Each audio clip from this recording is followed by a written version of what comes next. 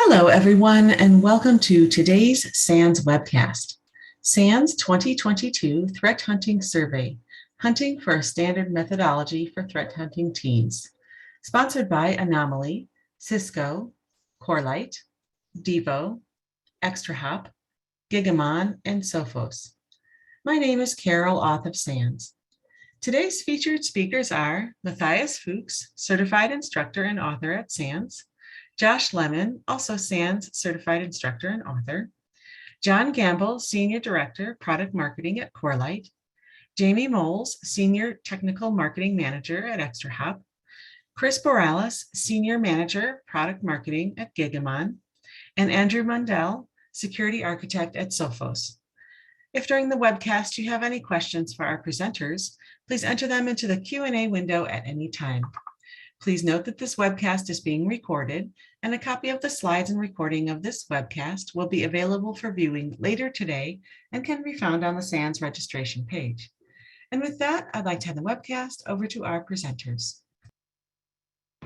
Thank you very much, Carol, and thank you all for joining us today or for watching the webcast later on if you're watching the recording of it as well. We really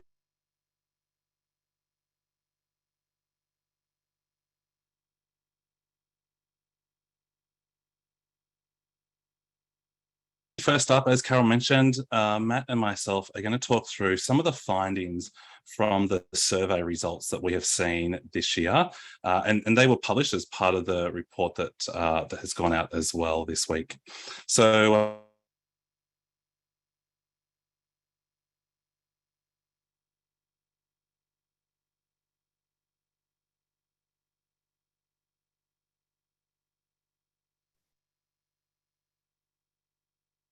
of Investigations and Intelligence over at Infogard AG, spread across Europe. Josh, my apologies. This is Carol. We've lost your audio a couple of times. I'm going to recommend you go off video that might off of your webcam. That may help. Sorry for the interruption. Not a problem. That's all right. Okay. Let me see if I can get that turned off over here.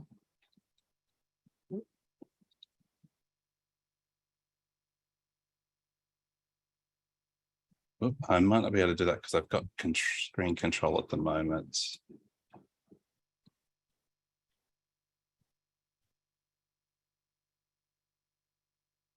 And ironically, I've been able to hear you this whole time now.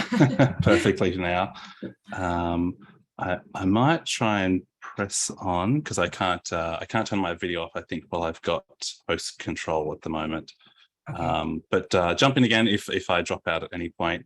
Okay. What I was saying as well is for myself personally, as well as being an instructor and also a author for SANS, I also look after the digital forensics and incident response team in Asia Pacific for Ankura. So Matt and I both spend our day jobs doing incident response and threat hunting as well, and working with clients as well that are trying to do the same type of thing in their organization, as well as trying to educate people around that as well. Now, if there are any questions that kind of come up throughout the session today, there is a Slack channel, and I'll give you the link for that in a moment. But there is a general discussion channel in there as well, where you can start to chat amongst yourselves and also with some of the presenters today as well. In doing some of that, though, just a reminder to be respectful of everyone that is in there. It's important that this is an open community to share ideas and to share concepts with everyone. So we ask everyone to be respectful of everyone else that is there, and regardless of whether that's on Slack or whether that is inside of any of the chat in Zoom as well. So as I mentioned, there is a dedicated Slack instance for today's session. And the idea behind this is so that you can connect with some of our sponsors that are here that are going to talk to you as well today. And also so you can connect with Matt and myself and ask questions throughout this session. So by all means, jump onto that Slack channel and join the community and join the discussion there. We really welcome questions throughout. What we'll do is if you think of a question and you want to ask it, make sure you put it into that Slack channel. You can put it into Zoom as well if you're having issues with Slack, and we'll also moderate out of there as well. And what we'll try to do is we'll pause at the end of the sections as we kind of go through today, and then we'll try to answer questions as we kind of hit those sections, or if there's kind of complicated or long questions, we'll try to answer those in the Slack room as well. With that, I'll hand over to my co-author on the paper this year, Matt, to run us through a little bit of the agenda today and some of the starting statistics for our survey. Thank you very much, Josh. It was a pleasure writing the report again with you. So today's webcast is slightly different than you might be used to from the last few years. So we're going to present the numbers first. After that, we go through the different vendors, which is going to be interesting because you got another chance to ask questions, right? So that's going to be like a panel discussion for which we have another half hour. So totally different format, but it gives you more ability to ask us questions, to ask the vendors questions. So that's going to be very interesting what comes out of that. Josh, if you could just forward the slide, that would be great. Thank you very much. The demographics this year have been very interesting, also compared to the other years. As Josh mentioned, we've been doing that for quite a few years now, and we were always looking at very similar demographics. But this year is very interesting because the amount of large companies that we have in our respondent pool is quite big. So the small companies with up to 1,000 people, they make up the majority. That's always the same because they're just more smaller companies than bigger companies. So I think that's very clear. But this time, the second largest group is people from very large organizations. And that is something you have to keep in mind when looking at the numbers, because very often a lot of budget in the security translates to potentially a better chance to have good threat hunting in your organization and be a little bit more mature when it comes to that. It's a lot about budget. Secondly, that's very interesting. Banking and finance is the #1 industry that we have represented here. So it's also an industry that's quite critical when it comes to cyber breaches. So that might also speak for a pool of respondents that have quite some maturity in threat hunting. What's nice to see, because it kept changing over the last few years, is the geographic distribution. So we usually ask that in two different stages. So one stage is, okay, where is your headquarter? And second is, where are your operational organizations around the world? And as you can see in here, it's pretty evenly split. So we always have around about 80 organizations in North America, with about 80 in Europe. So that is very good. Also in the Middle East, we have a few organizations. We have in Asia a few organizations, also Australia. So it's very well distributed. So when we go back a few years, it was more US centric, obviously, and now it's growing bigger. And that, I think, makes a lot of sense and also adds to the quality of the data that we got in here. The other thing is this time we have a very large group of people really doing the job, right? Like security operations, security analysts, rather than the management side, because obviously the management perspective on things might be a little bit different than a technical one. So based on that data, you can expect that especially the more technically focused questions might be answered from the trenches rather than from the management position. So that's also very interesting. And with that, I hand over to Josh again. Let's look into the numbers. We don't have that much time. Thank you. So what we're going to try and do is give you a little bit of a flavor of what we saw in the overall numbers. This is not a full in-depth look at the overall report. We highly encourage you to go and download that and have a read through that in a lot more detail. Some of the key findings that we saw this year is that a little over 50% of organizations consider threat hunting in a state of still maturing, and I'm going to talk more about some of those numbers in a moment. One of the barriers that we are seeing in terms of organizations, in terms of what they need to do better threat hunting, is sort of this large pool of just under 70% of organizations saying that they see a lack of training or skilled staff to be able to do threat hunting. And again, we'll actually look at this a little bit today and kind of potentially talk about why that might be a bit of an issue as well. We're seeing 62% of our respondents use internally developed tools. And then we're seeing just under 50% of our respondents seeking to sort of extend their threat hunting capabilities into the cloud, which really isn't a big surprise. It's interesting that it's kind of taken until this year for that really to get teased out in a lot of the results that we're seeing. But it's interesting to see that just under half of respondents are looking to start to do more threat hunting into cloud environments, which is probably a sign of the times of what we're seeing organizations do as well. We're seeing a quarter of organizations are basically starting to outsource their threat hunting. Again, an interesting question we've asked over a number of years. So again, we start to look at some of that as well. We're seeing 68% of organizations measuring their threat hunting have seen an increase of between 25 to 75% in the overall security posture in their organization. Now, we're actually going to show those statistics on the screen, so that will hopefully make a bit more sense as we kind of get to that just towards the end of Matt and my section. But it is interesting that we are seeing organizations really see an increase in the return of what they are doing as part of threat hunting. And that's important to be able to not only measure that, but also be able to show some of that back as well. So we'll talk a little bit about that shortly. And the last one there is we're seeing nearly half of organizations that threat hunt have seen an improvement in the accuracy of their threat detections, which basically is meaning that they're seeing far fewer false positives. Now, as someone who helps organizations build SOCs, as someone who has worked inside of organizations who have built a SOC to start with or run internal threat detection teams, getting those threat detections to be more accurate with less false positives is a continual task. So it's interesting to see that threat hunting is seeing a decrease in false positives and starting to see more accurate threat detections. And we'll talk briefly about that, but we do go into more detail inside of the report itself as to why that might be more the case. So moving on, talking a little bit about maturity of threat hunting. Now, as Matt mentioned, we've actually been authoring the report now since 2020. So we've been doing this for 3 years, including this year.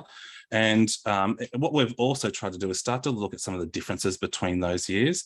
So you'll see that we're seeing just over half of the organizations say that they are still in that maturing phase of threat hunting inside an organization. And you'll see the numbers have moved a little bit from the last year's results. So you'll see that people don't necessarily think that they're in that mature stage so much anymore, and that they're starting to see that they're in that more maturing stage as well. It's kind of grown quite significantly since last year's results.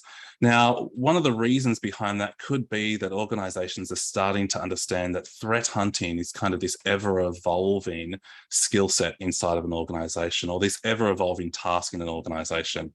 As our threat actors evolve, so do our techniques for doing threat hunting and for trying to catch those adversaries inside the environment as well. So that's likely why we're starting to see some of those results shift a little bit into more of that maturing stage. Of course, it is hard. We obviously don't have the exact same people filling out the results or filling out the questions every year. So there could be a little bit of a shift in the spread, as Matt kind of mentioned a moment ago, that we're seeing a better spread across the globe as well, which might be starting to see a more accurate picture of that. So we also ask, what are some of the barriers that organizations are seeing when it comes to doing threat hunting? If they're saying they're still in that maturing stage, or they're still trying to build out threat hunting, what are some of the barriers that would push them further ahead?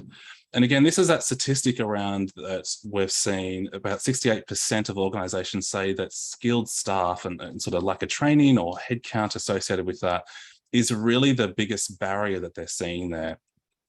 And that kind of half explains I guess, sort of the second, third, and fourth result there, which are almost kind of very closely tied together in terms of the results from them. But when you look at things like a lack of defined processes or budget constraints or limitations on tools and technology, that kind of makes sense. If you don't have skilled people who know what tools to acquire or know what tools are needed to do threat hunting, it would make sense that they are struggling to find tools, or it would make sense that they're struggling to write a defined process if there aren't skilled staff who know how to do threat hunting inside of an organization. Then from there, we also started to look at specific tools, and I'll hand back to Matt for that one. Yeah, thanks. Tool part is usually my part there. And as Josh mentioned, we've been doing that for 3 years, and we've been trying to track how it developed over the years. That comes with a few upsides, but also with downsides. The upsides are clearly seen in trends, but the downside is we cannot change some of the questions too much, because then we can't compare them any longer. And this is one of the questions where we might have some reasons to change a few things, but on the other hand, we would lose the trend immediately. Just to go into that a slight bit here, these have been the categories for the last 3 years as well. So, and we keep it like that. We were always asking from a tool perspective what people are currently using. So obviously it can be a combination of all of the tools if you want, or a few of these tools. That is important to understand. No one usually uses just one tool to do these things. And secondly, we also ask what was added to their portfolio in the last 24 months, because that is also interesting to understand some sort of a trend in there. So our categories here are artificial intelligence and machine learning, specifically for hunting in that regard. Also the in-house developed tools, I'll get to that in a moment. Open source tools, so it's something that someone developed, but it's not necessarily in-house only. Then hunting platforms that are specialized for hunting. And the majority of people usually responds to the next category, which is automated alerting tools, because they just have that anyhow, right? And that includes SIMs, obviously, but also IDS and IPS. And what I have to clearly say, because we had quite a few discussions on that, that also includes network-based detection mechanism, right? So that's not just for endpoints, that's for everything. Same goes for a SIM, because it depends on what data you put in there, right? And where that it's coming from. Also, we have endpoint detection and response there, obviously, because it gives us visibility on the endpoint.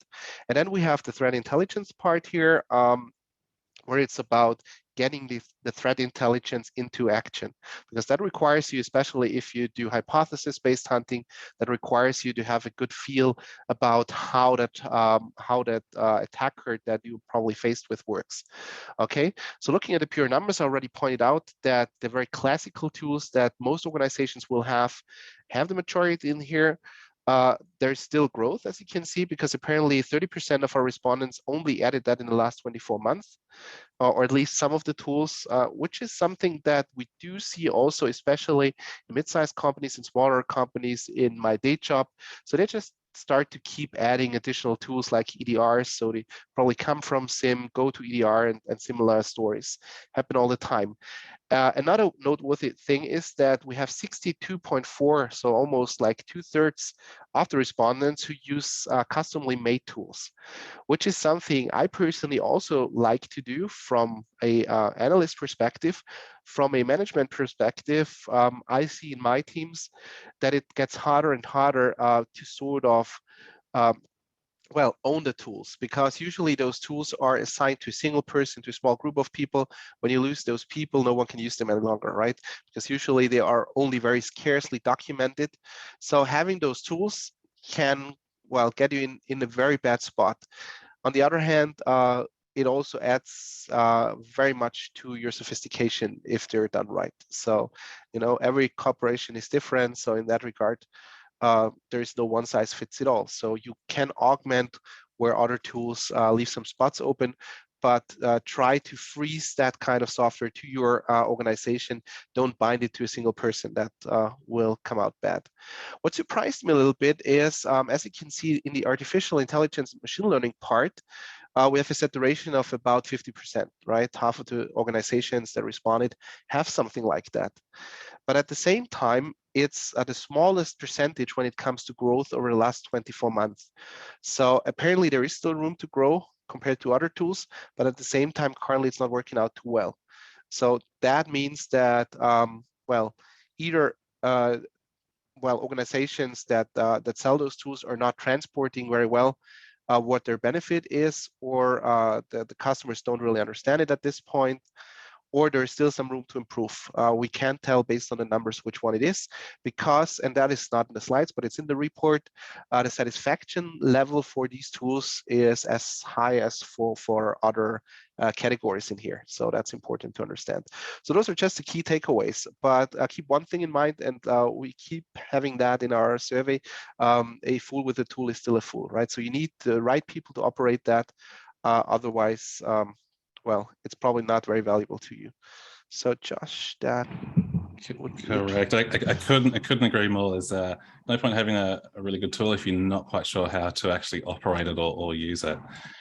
All right. So the other thing that we focused on this year for the first time was more detail around what methodologies organizations were using to actually go and conduct threat hunting. Now, this is actually, when we looked at results from previous years, we realized that this is actually a pretty key component to a lot of the other questions that we actually asked. Like, understanding how mature you are obviously kind of leads into whether you have any type of methodology behind that, or understanding how you're measuring success in threat hunting often relates to whether you have some type of methodology that you're actually measuring that success against. So this year we actually asked people quite explicitly, all right, like, are you doing some type of, or do you have some type of methodology related to how you're doing threat hunting in an organization? Surprisingly, we're seeing 3/4 of people who actually say they have some type of methodology inside their organization, which is amazing. I mean, it was a little surprising to see the number was so high, but it was really good to see that people had thought about this and thought about actually putting something on paper around what they're doing from the perspective of threat hunting. Now, we actually spend quite a lot of time talking about this in the paper, so I recommend you go and take a bit of a look at it. One thing that we also asked as well, and it's probably something that we may actually try to explore in future years, is around what methodologies people are actually using as well, which is kind of a harder thing to ask in a survey form. Now, we did ask that question in sort of a free text form, which meant that we had a huge wide variety of different responses. So we kind of had to categorize some of them together. But a lot of them vary from, and again, we kind of picked out 4 in the paper, which we talked about, that we could kind of categorize things into. But we try to look at those 4 different types of methodologies that people are using, or that we could group things into, and the benefits of those and the downsides to those as well, just to help people kind of enhance their threat hunting as they go through the environment. Now, it's one thing to understand whether people have a methodology or not, but it's also important to know that that methodology hasn't been written and stuck on the shelf sort of 3 years ago and never looked at again. So the other thing that we asked as well this time around was, how often do you review or make changes to your threat hunting methodology? And as we kind of go back to what I mentioned at the start, like, threat actors actively change how they move in the environment and actively change what they do. So we need to adapt along with doing that as well. And it's important that our threat hunting methodologies also adapt as well to match that. So we asked some detail around how often people review or make changes to it. So we've seen some people who say sort of whenever needed. Again, probably because it's the first time we've asked this question, it could be something we could drill down into a little bit further, given how large those results were. But after that, we're kind of seeing a bit of a split between monthly, quarterly, and annually. Now, the reality is, reviewing your threat hunting methodology probably doesn't need to be done monthly. It probably doesn't need to occur that fast if it's kind of a methodology that's written relatively robustly.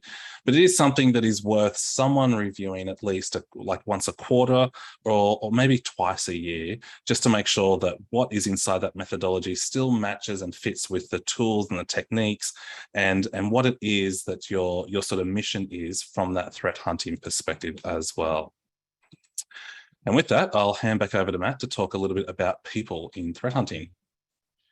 Yeah, and I think that's it's not just people, it's tools again, right? So the thing is, the development that we see here is very clear. And that was what we were unsure about, because, staffing is difficult, we know that, but also budgets are tight, especially after COVID and everything.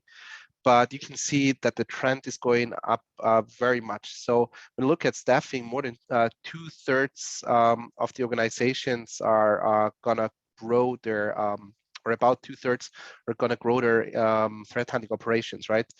People-wise, and that's interesting because I have no clue where these people should be coming from at this point. So if everyone is in a position where you need to hire people, good luck with that. It's not fun right now. So we cannot even train them fast enough to onboard this many people. But there's a second thing in here, and that's regarding tools. As you can see, from the spending perspective, almost 30% tend or want to spend more money into tools, right? And a quarter more money. So that could be a significant number there. So I guess it's a good time to come out with a good tool, to tune your tool, to be more supportive for threat hunting, because if what the respondent said is right, there is budget around that can be spent on these tools. But how we get around the people limitation, I do not have a clue, really. That's a real problem. So I think we need to push on. Nice. All right, so the other thing that we often ask each year is also around measuring success with threat hunting. There's obviously an importance around making sure that what you're doing actually has some sort of benefit to an organization. It's not just doing it for the fun of it. So again, we asked the question around whether people are doing any type of formal measuring of success or the effectiveness of threat hunting in an organization. It's interesting here that we only sort of see 43% of people say that they are doing some sort of formal measuring. I mean, when you consider that 75% say that they have some type of methodology, it does mean that they should really be able to measure their success against the methodology that they've written, or at least have some of that documented in that methodology as well. So probably another interesting place that we might dive into in further years. But the measurement of success has been a question we've asked as co-authors for the last 3 years.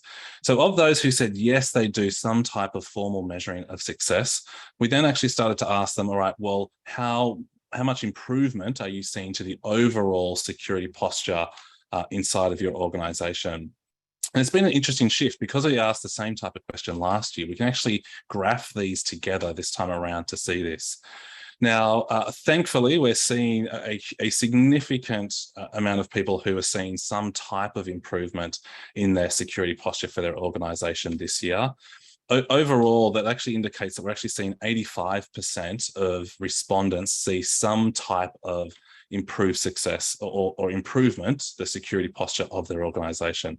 So that's a really good outcome that we're seeing as part of it, and also really goes to show that that doing threat hunting can really have an impact in an organization. So it's really interesting and really nice to see that as well. It's also kind of interesting. It's kind of fair that we also show the negative side of the results as well. Like we need to be transparent in the findings that we have as part of it. But we do see that 10% of respondents say that they saw no change, which is kind of interesting. Again, might be interesting in future years to understand why that is more the case. But again, this could be part of an issue between knowing exactly how to measure that correctly. Again, with the disparity between how many people are measuring success and how many people have a methodology, maybe we're seeing some issues with that. And then also 5% of respondents say that they saw a negative impact on the overall organization security posture. Although I do kind of say that looking at the results here, in that we are seeing that number that sees some sort of negative impact is actually decreasing year on year. And that may be that the measurement of what they're doing, or maybe they're improving over time slowly, which is actually moving them from that sort of negative result or no result over to actually seeing a positive result on the organization as well. So either way, it's still a good news story. We are seeing things move slowly to the right, which is what we want to see here. And also the fact that 85% of organizations that are measuring threat hunting are seeing some success is a brilliant statistic, sort of either way that you look at it as well.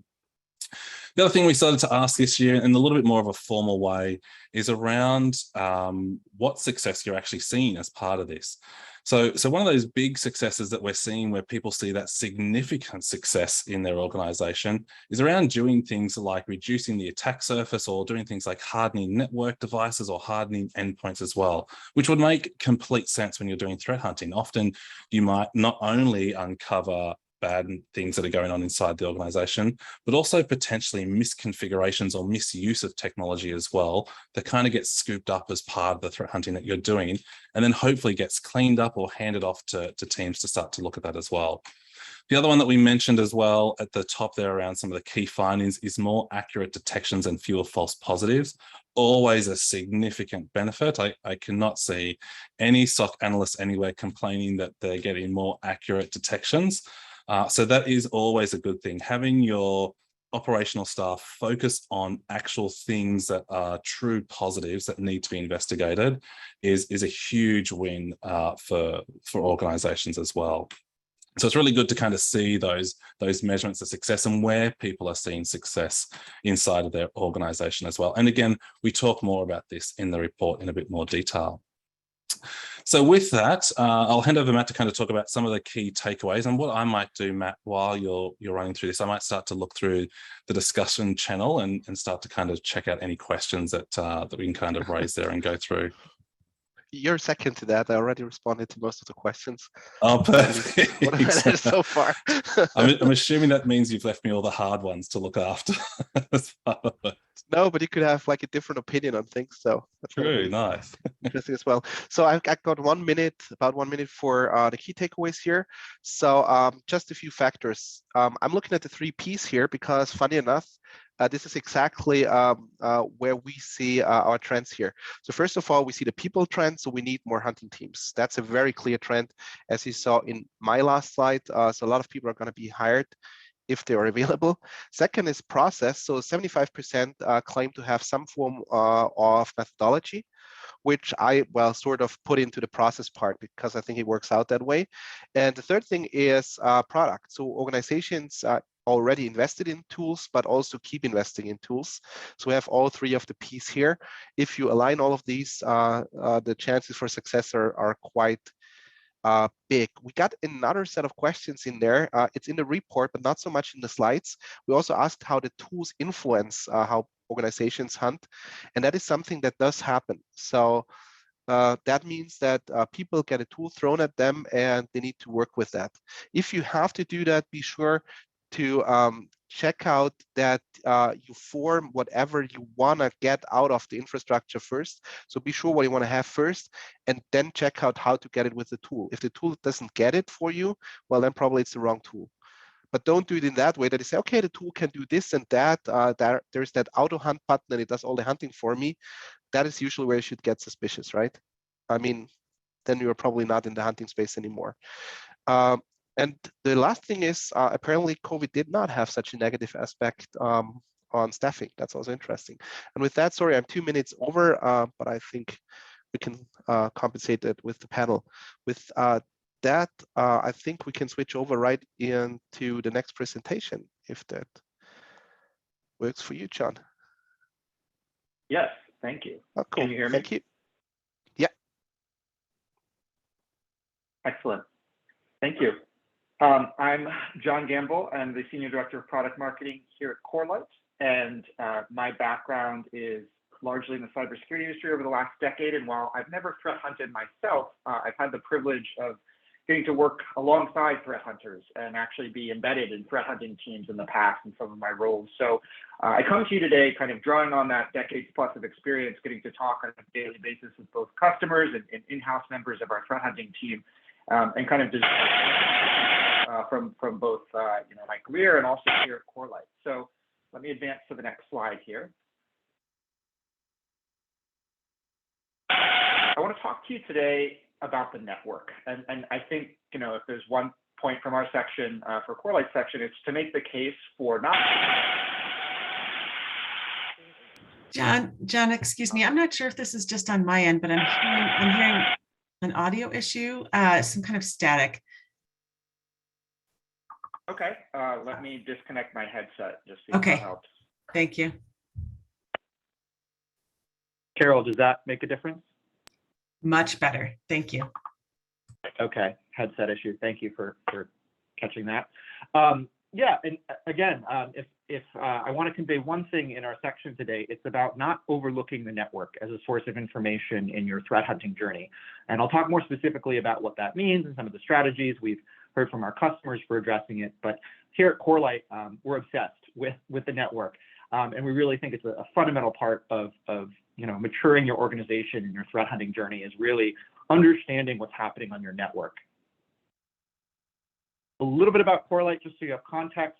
We offer an open network detection and response platform, open because it's comprised of open source technology under the hood. The history of the company actually comes from that world. Our co-founders are kind of the maintainers and inventors of open source Zeek, the network security monitoring tool you may be familiar with, formerly called Bro. And we also work very closely with the open source communities around the world that help build and maintain these systems that our detection platform runs on. And the lessons that I'm sharing with you today are drawn in large part from our customer base around the world. We tend to skew towards very, very large enterprise that are very mature, large SOCs, mature threat hunting programs. Some have had threat hunting programs for years or even decades in some cases, in government cases. And so, it's a great kind of learning path of where you can get your organization to eventually. Taking the first step obviously is important, but some of the things we've learned have been honed over years of iteration and learning from some of our customers who've been threat hunting for well over a decade in some cases. And what we kind of hear from them, if I were to distill it into 5 elements, is there's really 5 elements kind of threat hunting readiness. Evidence or data, which is your attack surface, right? As a threat hunter, you need to understand what your attack surface looks like, and that's how you validate your hypotheses. Tooling, people and process, threat intel, and automation. I'm just going to double click on evidence today, but I'll mention quickly on people and process. You saw in the SANS survey results that one of the key barriers, one of the top two key barriers actually to threat hunting readiness was lack of people and defined workflow and process.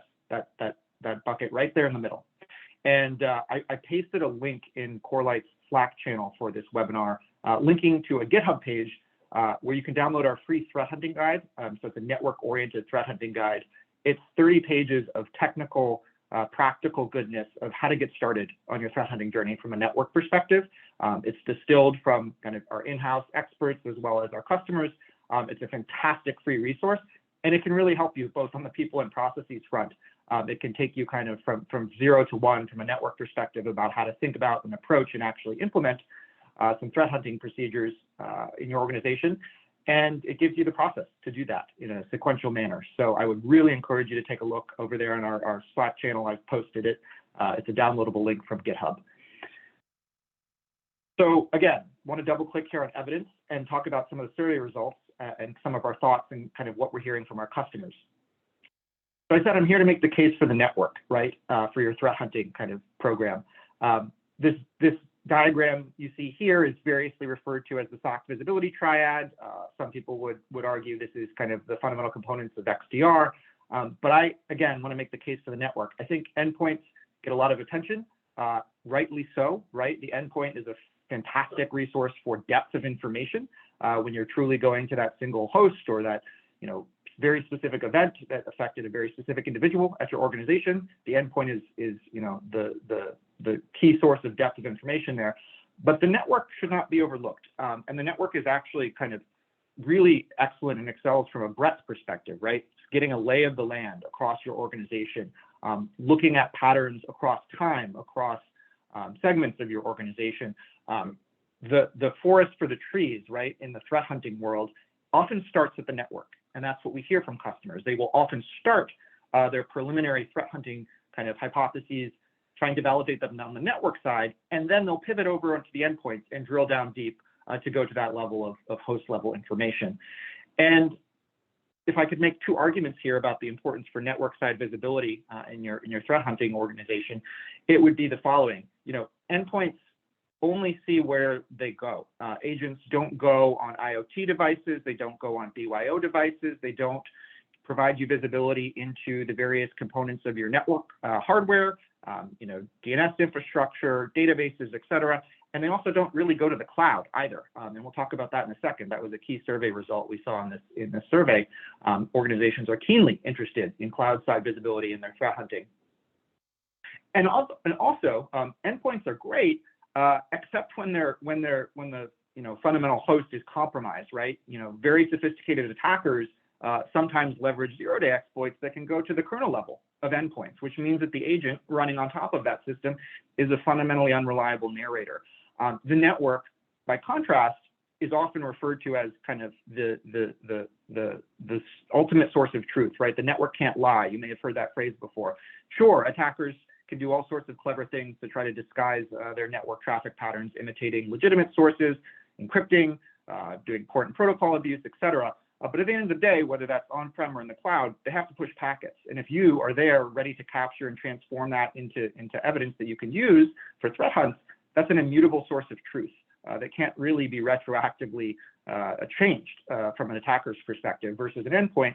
If the host itself is compromised, all bets are off about the quality of evidence you're getting. So again, it's not an either-or situation. We fully recognize the importance of EDR. It's a both and, and we would really encourage you as you're thinking about it, no matter what stage of the journey you're in, is to consider the network. A quick story here, SolarWinds, the Orion platform in their product portfolio was attacked and disclosed about 1.5 years ago, and it was a great little story and proof point that illustrates what I was just talking about. The Mandiant research team that discovered this attack in part pointed in their tool set to network side visibility that they had that was key to understanding and discovering this attack, especially because it was attributed to a nation state and the attackers were looking for the presence of endpoint agents as part of their kind of initial surveillance and taking evasive action with the attack if they detected the presence of those agents. What they couldn't avoid in this case, of course, was the network. So I want to double click on 3 quick survey results and then hand it over to the other vendors. So we have 3 survey results I wanted to talk a little bit more about. Oh, really quickly, we think about evidence and data as a journey, right? It truly just takes one person with time and interest to start threat hunting at an organization. I've seen that in many of our customers. You don't necessarily need a fully staffed, mature SOC. It truly just takes an individual who's interested and ready to learn. And as you think about kind of your network side visibility and both, also endpoint side, there are stages to your kind of evidence side maturity. Starting out, you're probably going to have limited visibility, grabbing what's available. It might be in various sources and formats, and you'll have trouble kind of correlating it, and that'll be a manual exercise of pivoting. As you progress through this journey, the ideal state you're driving towards, and what we see in our most sophisticated customers, is a kind of single data lake architecture, right? Everything or almost everything that they need in a single place, in a uniform data format wherever possible, which makes it a really clean and fast place to make fast sense of what's happening in your environment, which is key for threat hunting. 3 survey results, just a quick double click on that we thought were interesting that I wanted to comment on. The relationship between hunting and detection, right? 47%, nearly half of respondents in the survey said that hunting had improved their detection accuracy and reduced their false positive rate. That's absolutely something we hear from our customers. And specifically, we've had customers refer to this as the virtuous cycle between IR and hunting, which is to say it's not an either or, it's not one feeds the other, it's actually a circle. And it's an iterative circle that improves processes over time. Hunts lead to insights, lead to scalable and high fidelity detection that the detection engineering team can build. On the detection side, the incident response team, in the process of doing incident response, can discover indicators or various bits of information that they can feed back to the hunting team to inform future hypotheses that they can go out and validate. I'll give you a great example. We have one customer, a large bank, and their threat hunting team uses the MITRE ATT&CK framework to tag their threat hunts. So they categorize those threat hunts, and then they meet weekly across their SOC with the various parts of their SOC, and all parts of the security organization, and they're all speaking a common language of MITRE ATT&CK framework TTPs, which means the hunting team can show where they're providing coverage, and the detection engineering team can show where they're building coverage, and the vulnerability management team can show where they're providing coverage, and it gives everyone this lingua franca, that just leads to just fast insight, communication, iteration, and tuning. ultimately driving better detections and fewer false positives. Second survey result I wanted to double click on, this one here. I mentioned it earlier. Nearly half of survey respondents said they're looking to extend hunting capabilities into the cloud. We hear this from all of our customers. And specifically, what we hear and what I wanted to share is that some of the native telemetry sources in cloud environments are good starting points for hunting, but ultimately don't provide the depth of network side information in cloud environments that hunters need. And if you think about it, it's not totally surprising because the design bias of a lot of this information usually starts and is more geared towards the IT and network performance, monitoring and troubleshooting and IT side of the house. We saw that same thing happen in on-premise networks decades ago, where a lot of the traditional sources of on-premise network visibility, such as DNS server records or NetFlow, for example, are data sources that were kind of initially designed for IT use cases, right? Troubleshooting a piece of hardware, performance tuning it, et cetera. Security teams use it because it's available, but it's not necessarily the ideal state of information for all security use cases. We hear similar things in the cloud, and so our customers are really looking for a comprehensive security optimized set of information in their cloud environments. The second thing they're looking for too is ideally uniformity, right, between on-premise and cloud and hybrid environments in terms of the data that they're looking at. DNS traffic on-prem is DNS traffic in the cloud. There are differences in the way that the cloud environments route DNS, but at the end of the day, it's a DNS protocol. And they would like, consistency between those environments, especially if they're tracking an attack that is operating between those two environments, on-premise and cloud. And lastly, the last survey result that I wanted to focus on was this one here. Again, more than half of survey respondents here said they're currently using a third-party platform from a security vendor. We hear that from our customer base as well. They want SaaS, based access to their information so they can threat hunt. They want it to be scalable. They want to be able to run searches that can scale across days, minutes, weeks, months worth of historic visibility in their network. And they also want flexibility. And we see kind of two basic design patterns here, right? Some customers are driving towards a consolidated data view, right? That data lake, single data lake to rule them all. Typically that's in a SIEM environment, right? Where they're trying to put all the information they would need from endpoints, from networks, from intel sources in a single kind of SIEM environment typically. And then some are actually looking for a more hybrid solution where they're looking for these dedicated platforms that they then pivot possibly into a SIEM environment. And so those customers especially are looking for flexibility to be able to kind of control their data flows between a dedicated hunting platform and a SIEM, and to be able to pivot between the two sources. And so those are kind of key elements to think about as you're thinking about where you are in your hunting journey and what tools you want to invest in, and what design pattern is right for your organization at this time. So with that, I'll close out with just a quick diagram here, just kind of illustrating some of the Corelight capabilities and some of the concepts I've talked about. Corelight, network detection and response vendor, capable of ingesting traffic both on-premise and from cloud environments. We transform that into evidence, alerts, insights. We have a SaaS hosted environment called Investigator, which is one of those dedicated threat hunting platforms that I just mentioned. And we can also flexibly stream all of our evidence and alerts into SIEM environments of your choice. So yeah, with that, I will turn it over to the next vendor.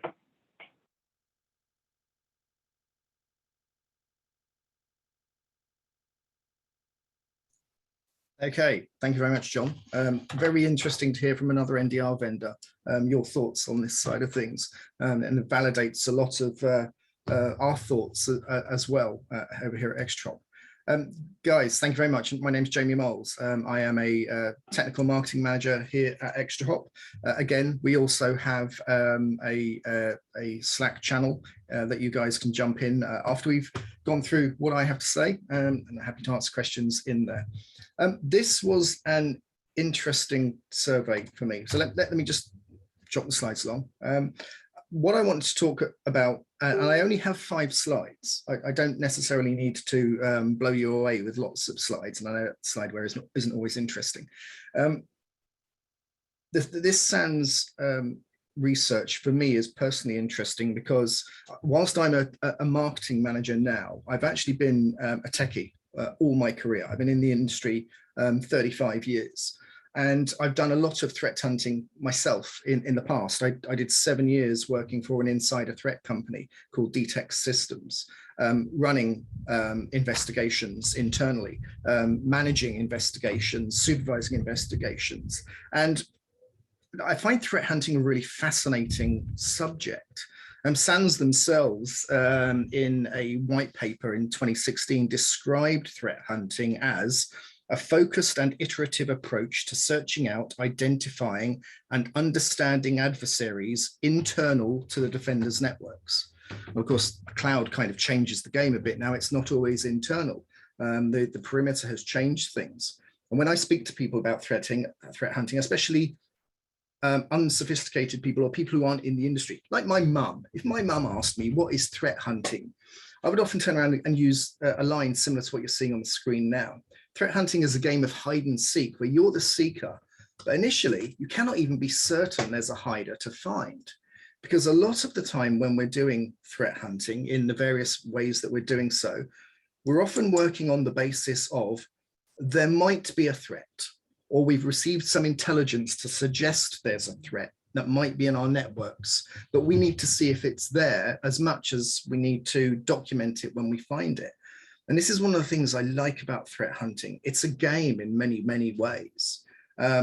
Is there something to find? If we're going to find it, how much are we going to know about it? When we find it, are we going to see that actually it touches lots of different parts of our systems? And threat hunting for quite a long time over the years has mostly, as I think John referred to, been focused on the endpoint. On the EDR side of things, most people know very well how to threat hunt. We know how to go onto an endpoint and dump the registry, or dump memory with volatility and go looking for things in decoded memory, or go searching for files and other things like that. What I want to talk about a bit in this session is, I believe that it's moving away quite strongly in terms of valuable places to look for threats. The endpoint's always going to be present. And if you have information that you can use to look on the endpoint to find threats, you're always going to do that. Using SIEM tools to correlate logs and see what's going on in there is always going to be a point of practice. And in actual fact, let me clarify on this a little bit. When I was doing threat hunting, working for DTEX, insider threat hunting is a bit different to threat hunting when you're looking for an external adversary. Obviously, you're looking at your own employees or contractors or people who might be getting up to no good. And most of the time back then, we were using an agent on machines that would be catching local machine context specific information, feeding it into a relational database, and then processing that relational database. So I have done many, many hours and days just going through logs, looking for clues that might tell you that someone is doing something that they shouldn't be doing. And these logs would typically contain information about files accessed, applications executed, internet sites accessed. But actually, interestingly enough, one of the data points that we used to collect that gives you very, very interesting information and very, very specific information was we used to capture window titles. If you think about where that might be useful, imagine someone going into a browser and pulling up a private window, trying to hide their browsing activity so it's not stored in the local browser cache. But the window title still tells you what they're accessing. Threat hunting isn't new. I was doing this 15 years ago, but it has changed over time in that the kinds of threats that we need to worry about, the data sources we use to look for threats, and the tools and information we use to drive those investigations have matured incredibly over the past decade or two as it's building up to the situation. And it's interesting looking at the SANS report and the survey to see that the tools that people are using have got better. It's not just a case of trawling through logs anymore. Custom tooling is a huge part of what people are doing. 62% roughly, I think the report said, which is not surprising. having scripts go through logs, processing regexes for things that you're interested in doing, it's trivial and easy to do. And the fact that there's still roughly 40% of open source tooling being used out there actually goes to show that threat hunting as a field has largely been driven by individuals building up their own expertise and then sharing it with other people on the internet. If you go out and search for threat hunting vendors, you're not going to find very much in that space. But you are going to find lots of us, like us at XChop, Corelight, and some of the other guys you're seeing on here, who have come to recognize that threat hunting is an interesting space. It's a growing space, as we can see by the maturity levels that report tells us are happening within people who are doing active threat hunting. And as such, it's a place where we pay attention to. Now, one of the interesting things I found when researching for this particular webinar is there is often crossover and confusion sometimes between things like threat hunting and incident response and cyber threat intelligence and things like that. And it's not surprising because there is overlap between these various areas. If we look at intelligence, that's often used to feed into threat hunting, there's often the start of a threat hunt investigation is you get an indicator from outside the organization. And this is typically what we see in the threat intel space. This is the kind of things that people are going to be hunting for. Interesting IP addresses and domain names, obviously, if they're concerned about the possibility of command and control traffic going out, and that's something they're looking for. File hashes are a very, very classic indicator that are looked for in threat intelligence and threat hunting scenarios. Have someone deployed something in my networks that is a problem that I need to find? If I'm doing ad hoc threat hunting and I come across a binary that shouldn't be in my networks and I don't know its provenance, and I worry it could be elsewhere in the system, I can get the hash out of that really easy and share it with the rest of my team. And then we can go searching for that hash across the rest of my network to see if it's anywhere else in the organization. And of course, when it comes to malware type threats, that the threat hunting that can be done and the threat intel that's provided by corporate organizations tell us things like registry keys and file names that are worth looking at. But it's also worth taking into account OSINT, open source intelligence. The ability to go out and grab that kind of information and go digging is not to be underestimated. I say all this as someone who for quite some time was a threat intel skeptic. And I'll tell you why I am a threat intel skeptic in a lot of ways. I used to work for a sandboxing company. And whilst I was working there, we did a survey on threat intelligence. And what we actually did was we went out and we gathered threat intel from numerous different sources, various different vendors, various different certs for countries, and various other organizations who provide TI. And the one thing that shocked us more than anything when we looked at this data was there was so little crossover from them. This vendor might have this threat intel, this vendor might have that threat intel, match the two of them together, and there was little in the way of crossover. And the implication of that is simply that if I want good threat intel, don't I then have to go and buy everybody's threat intel and then try and use that somehow inside my organization for threat hunting, which means I've got massive amounts of data coming from numerous different sources, which is just going to make my threat hunt exercise an absolute pain. And so that is not the right way to go. And so whenever I've talked about threat hunting, and particularly using threat intel threat hunting, and I talk to people who say, what should I use? I always give a simple bit of advice on this. You need to make sure that the data you're using and you're feeding into your threat hunting exercise is relevant to you. So if you can, if your organization can do this, and if your countries support this and your industry supports this, first of all, get your data from your country's own computer emergency response team, or here in the UK, the National Cybersecurity Centre. have a subscription that can be done to get into that. And CISA in America and various other countries have their own organizations who can provide geographically relevant threat intel. Who's attacking our country? Then, if you're in a specific industry like finance, go and speak to your regulator. If most regulators have information that may be useful for you in your internal threat hunting exercise. Does your industry have a special interest group? A while ago, I was dealing with quite a few venture capitalists and other capital-based organizations. And a lot of them had their own special interest groups where they shared info. Who's targeting us? And if we can share this information, we can protect each other as a group. Then go to specialist vendors. Now, go to like your Recorded Futures. If you are a FireEye customer, get their threat intel. At ExtraHop, we provide threat intel for free with our product.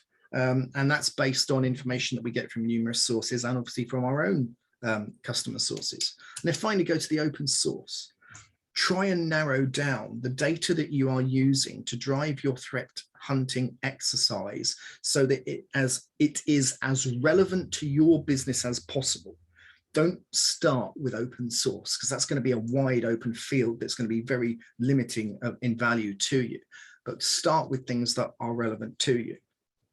Now,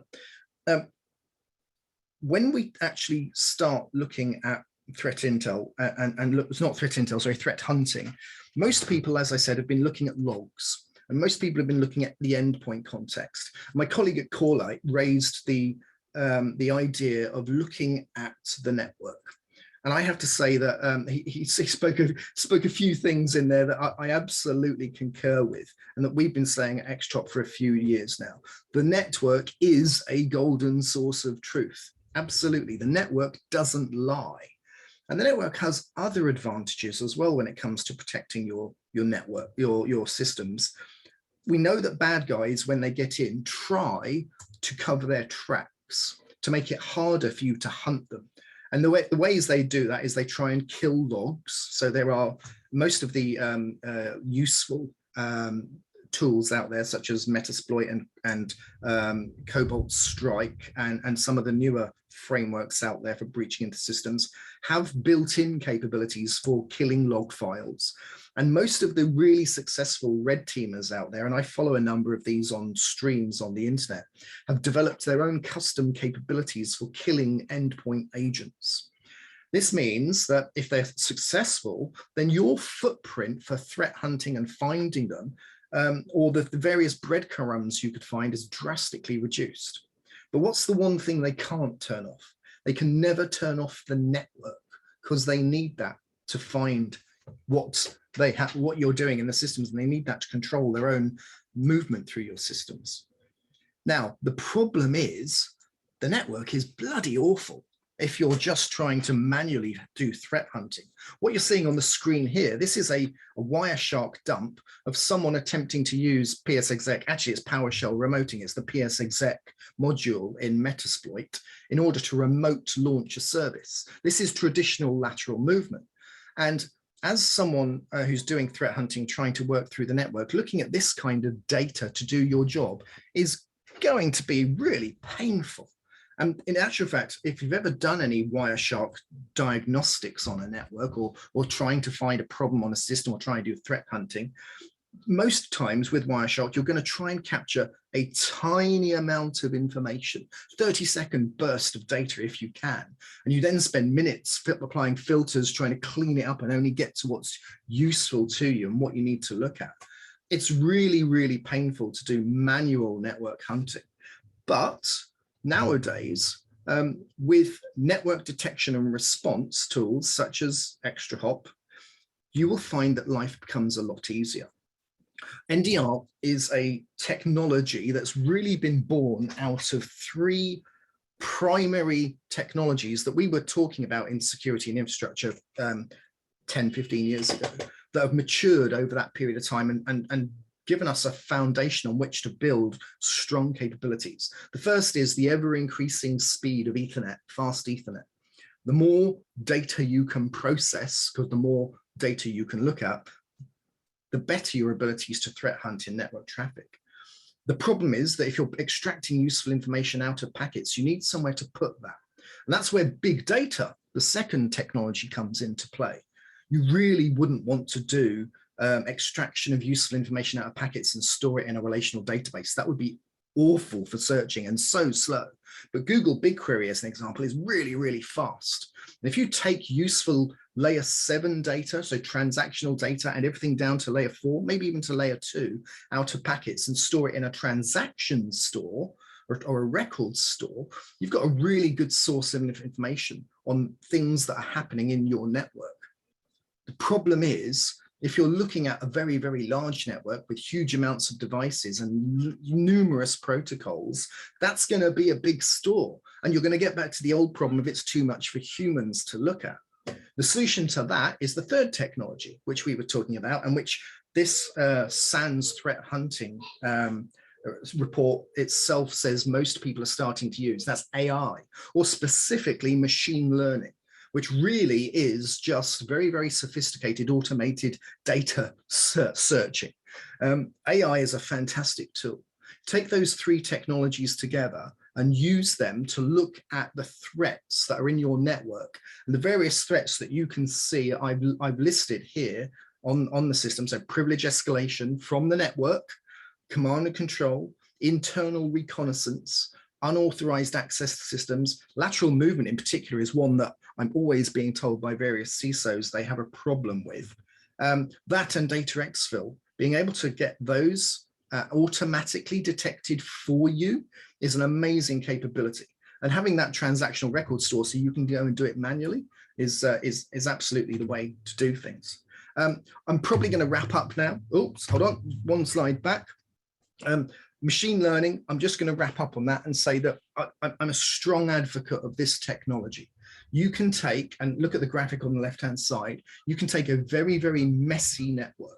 You can use ML to categorize the data in that network, correlate it, store it in a record store, and then do completely automated device discovery and classification, protocol discovery and classification, understanding what's normal in that network and what's not, and use that to give you unprecedented levels of visibility into understanding your own network, definitive insight into what's actually happening on your network, and unlike looking at layer 4 solutions that will give you metadata around things that are happening on your network, by looking at layer 7 transactional data, you can, instead of just having insight into what's happening on your network, you can come to conclusive and immediate answers about threats that are happening.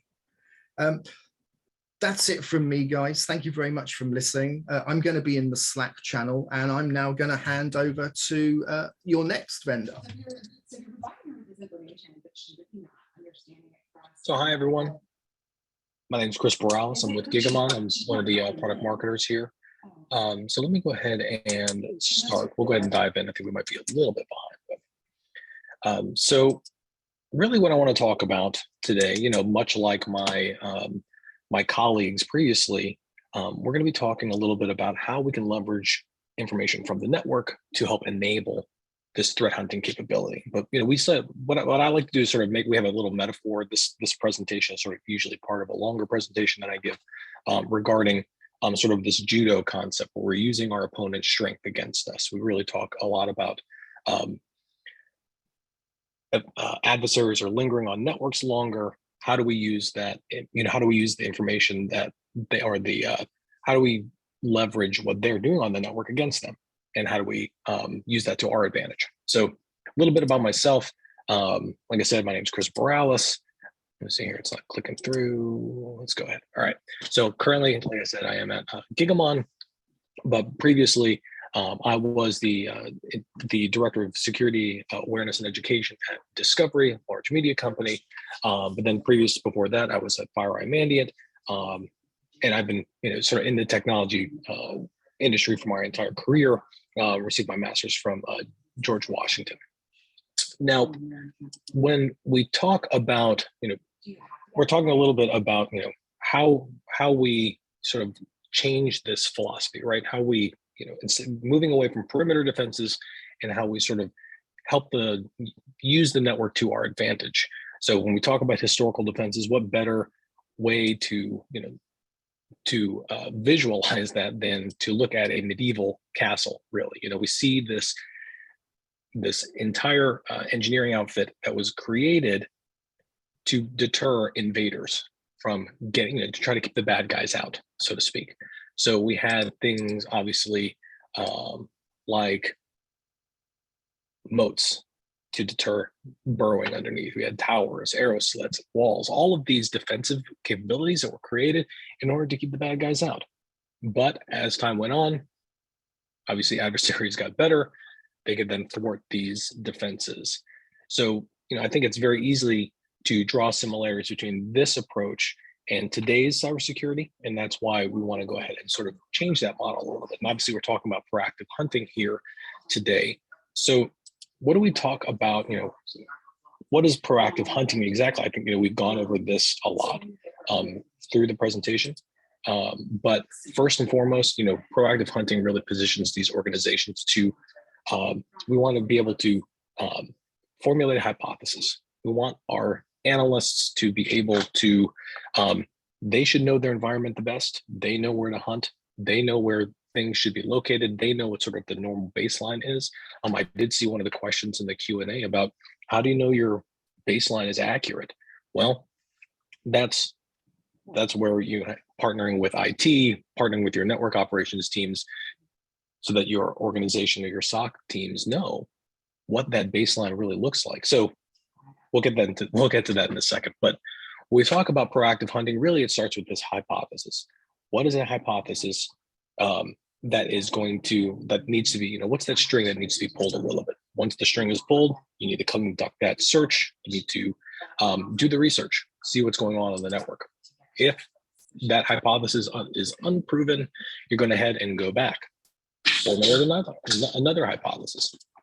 And once if it is proven, this is where we need to move on and actually conduct the incident response. So if it is proven, we'll pivot and expand the scope, maybe look at other indicators, incorporate things like threat intel, see if we can sort of correlate this information, make sure that it is accurate, that this hypothesis is accurate. We are seeing an active incident here. This is when we'll pivot to incident response and then maybe develop new detection content. And then so that we can ensure that this doesn't happen in the future. So this is what we define as proactive threat hunting. I think we've also seen some recent Forrester research that also says, sort of ties into this proactive threat hunting. I think we see a lot of times across our industry, certain folks wanting to say what hunting is. And I think this is the most accurate description of it. So now that we've defined proactive threat hunting, really what are organizations doing in order to improve this capability? I really think that we need to have that baseline. We need to understand your organization's normal at the outset. So this means your threat hunting team needs to collaborate with personnel across your organization, both within and outside of IT, to really gather information and insights that they have. This is just sort of fact finding, right? This enables that team to decide what is a threat and what's unusual. Remember, if me located on the East Coast here, if I'm accessing something when I shouldn't be accessing it, is that normal behavior for me? Is that something that should be addressed? Is there machine activity that's happening with me? It's something that the IT team should know about, or correlating to the threat hunting team, they should know about as well. To the middle here, we want to talk about, this observe, orient, decide, act. This is a strategy that's developed, that's been borrowed by the military, and it stands for this ODA stands for observe. This means that you need to routinely collect logs, make sure from IT, security systems, make sure that you're practicing those fundamentals. You're orienting yourself, you're cross-checking that data against existing information. You're measuring it against that sort of observable baseline that you've created. You're analyzing and looking for indicators of an attack. Maybe it's signs of command and control, maybe it's signs of data exfil, et cetera. Any number of things. Then it's deciding, identify the correct course of action, according to the incident status. Then lastly, it's acting. In the case of an attack, execute the incident response plan, take measures and prevent similar attacks in the future. This is sort of codified here. This is a process that can be used, that is used currently. And I know it is very high level at this point, but obviously we're just talking here. So lastly, we also want to make sure that we have the correct team. We want to make sure we have the right personnel, threat hunters, that at least we have one experienced cybersecurity, cyber threat hunter on your teams. Obviously, Matthias earlier talked about the lack of personnel or lack of talent on the threat hunting side. You want to make sure that you're partnering with vendors that do have that capability. It's one thing that Gigamon does do, especially for our NDR product, is that we have expert guidance that's available with as part of the service that helps guide you through these, sort of threat hunting capability, helps boost your organization's current threat hunting capabilities. And lastly, you need to have systems in place and the tools in order to find these threats. And we'll get into that in just a second. Now, let's go ahead and talk through sort of the anatomy of a ransomware attack, right? So we're seeing, I think, we all know how, or at least we've heard before, we all know how these attacks occur. Obviously, if we look at step one, that breaching that perimeter defense, I think as far as, a network detection and response tool like Gigamon offers, or even for most people know that Gigamon does provide networking tools, we can't do much for that first step in the attack here. Once you move beyond, once the attacker is in the environment, when you're looking at, that second step there, attack the distribution of loader to those hosts there, or going and executing a second stage payload. Or sorry, the second stage payload calling out to the C2 server there for step 4, privilege escalation, lateral movement, data exfil. All of those steps that the attacker is doing once they're in the environment, these are all opportunities for us as vendor, us as threat hunters. Each of these is an opportunity in that life cycle in order to prevent the attack before, in the case of a ransomware, before the extortion happens or before your files are encrypted. But really, this is where we're talking about sort of flipping that defense model here, where we are looking at each one of these stages in the attack lifecycle as an opportunity to prevent something bad from happening in the future. So if we take a look at this, I think we like to say that the defenders have to get it right every time, where the attacker only has to get it right once. We like to say, what our ATR, what our applied threat researchers say, and what we say at Gigamon is really, once they're inside the network, the attacker has to get it right every time in order to remain undetected. But if you're leveraging your network tools, you have all these different opportunities here to really, to find these attackers while they're in the midst of their attack. So again, turning a crisis into an opportunity. Let's turn the tables on them and enable our threat hunters to really to find malicious activity while it's happening on the network. So I think we also talked a little bit about. So click in here. There we go. So I know I believe my colleague from Corelight talked a little bit about the Sox visibility gap. We talked about the sort of incorporation of the SIM sort of at the outset. Then we have the incorporation of an endpoint detection response tool and EDR tools that sort of, I think, a lot of times serve as the foundation of a security operation, operations center, where you have the SIM that's collecting all this log data. But like we said before, like my colleagues have said before, logs, advanced attackers are capable of modifying logs, turning off logging, et cetera. So those logs might not always be 100% reliable. You might not also give the context that certain metadata can provide you. With the EDR, obviously, EDR is a great tool. We all, sort of EDR is fundamental for a security operations center, but with this, you do have some gaps. You have this ability, with a EDR tool, you're often sort of, you are beholden to those endpoint agents. But what about the unmanaged devices? What about full east-west visibility on your network? You need to be able to have all of that visibility in order to prevent what we just talked about previously. And that's where NDR comes in. So this is where you have your network detection and response tool. This is where you have, on the Gigamon side, where we have our network detection and response tool, that really does fill that gap, that allows you to identify this attacker behavior on the network. Because like we've said, and like a number of my colleagues have said as well, the network is that single source of truth. That packet data cannot be altered, unlike log data that can be altered. So what does that mean in terms of sort of putting it all together, right? We really talk about at Gigamon, which is traditionally, like I said, it's network appliances. That's what we sell. But we also have this deep observability pipeline. What does that mean?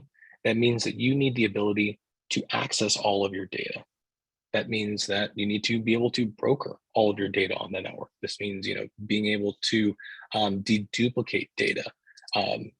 You need to be able to transform that data. In the case of, we didn't really talk about this, but if you have encrypted data on the network, how do you decrypt that data and then re-encrypt it to sort of meet your, meet compliance needs? But you need to also be able to analyze that encrypted data to find evidence of malicious activity. All of these things you need to be able to lastly there, investigate all of the data on the network in order to provide that analysis that can then feed your threat hunters. This is what the Gigamon Deep Observability Pipeline provides. It gives you all of this capability along with our expertise that we have with our Gigamon Threat Insight tool. So when we talk about, sort of what does an effective threat hunting strategy really look like? It really is taking that network visibility, combining it with a threat detection and response capability, along with expertise and guidance that help buoy that lack of, the perceived lack of personnel that's out there. Obviously, we know that 48% of those respondents were looking to extend their threat hunting capabilities to the cloud. This is how it's done, through this sort of deep observability that Gigamon provides. Now, I believe here, I'll go ahead and turn it over to our next presenter, Andrew. Chris, thanks so much. Hi, everybody. I'm Andrew. I'm one of the engineers here at Sophos, and I'm pretty sure everyone out there is thinking, "Oh, Sophos, the endpoint guys. How are you gonna talk about that big elephant in the room left by the last great 3 presentations?" So I'm happy to address this right at the outset with, I agree with almost everything that my colleagues from Extra Hop, from the other organizations there from Gigamon said in their sessions. We absolutely and strongly believe that having access to a unified set of data is really important, and we're going to dig in and talk a lot about some of those things. What I really wanted to do in this next 15 minutes or so was really dive into 3 of the key themes that I saw in the report, and really talk about how you can take some of those things away right now and start to build operational functions and operational capabilities around them. So I have some really simple slides because I really want to just talk to you and would love to see and hear your questions over in the Slack channel or here on the Zoom Q&A as well. So one of the big results that I thought was really interesting was that trend of maturity. And I think I just saw that Thomas Hart put a fantastic comment over in the Slack discussion thread that you might feel like you have a good level of maturity today, but the threats are always evolving. And I think that's a really useful and really interesting way to think about things. So what are some of the things that you can do very, very quickly to really help organizations to build out that maturity that they want? And I think I'm going to break this into really a couple of different sections. This helps a lot with some of those staffing and skill problems that we're seeing as well. I think the first thing that we'll say there is, and you've heard it from a lot of the vendors today, there are lots of vendors out there that are able to help you with proactive threat hunting and response on your behalf. I think we saw about a quarter of organizations have essentially outsourced threat hunting today. I think one thing to really consider there is you don't need to think of that as a binary choice, especially if you're in that growing, that maturing stage where you do want to build out your own internal threat hunting practice. But hopefully one of the things that we want to do is get some more folks in at the junior level, get some entry level folks and really start to build them up.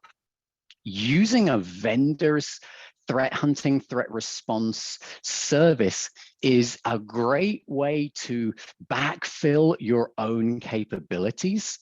And you really get a chance to interact with those experts and learn some really important things from those experts. The second piece I would say there is data. Now, so far today, you've heard a lot about how having wide visibility into different data sets, specifically endpoint and network, is incredibly important. And I completely agree. Sophos is also an NDR vendor.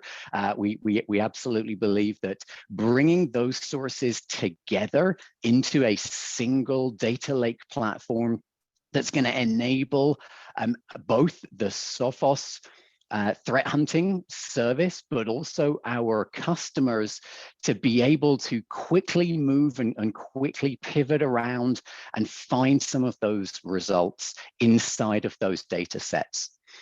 But we don't think those two sources are where it stops. We think there's absolutely more things that we need to consider that can really enrich and a SOC analyst's ability to understand all of the context around a particular series of events. You've heard a lot about cloud and absolutely cloud data, cloud network telemetry is very important, but also is bringing in other data about cloud infrastructure, authentication logs, understanding, are there any anomalous logins? Are there any open holes? Are there any S3 buckets that are unencrypted that perhaps contain something that looks like sensitive data that should be encrypted? Bringing in that kind of data, I'd like to think of that as kind of cloud metadata. You're reporting on the state of your various different cloud infrastructures. That is as important to some cloud-based investigations as having telemetry from the host systems and telemetry from the network segment as well. But there's also what other sources of data can we think about for end users? And there, we think bringing in other sources of telemetry, like identity, is really important. So being able to pull data from an organization's Active Directory or Azure AD or their identity provider, being able to bring all of that in and really give that SOC team a full understanding of the full pathway that attacks might take. The other big thing that we still see a lot of attacks start with today is email. So bringing in email data, of course, we get some of that from the endpoint, but having that out on the specific data related to email is also really useful from that contextual perspective. Second, I was actually a little surprised at the number of organizations, especially the slight skew to the smaller end of the market, who are using homegrown tools. And I think we've heard a lot this morning as well that there are some fantastic open source tools out there. But what's interesting is when you're using those kind of homegrown things, you really start to need to consider the integrations. How does that homegrown tooling, how is the best way to build those integrations in with what is hopefully a single data plane, that data lake or SIM context? So for Sophos, we absolutely believe that the automation is going to be critical as we look at the next few years of cybersecurity.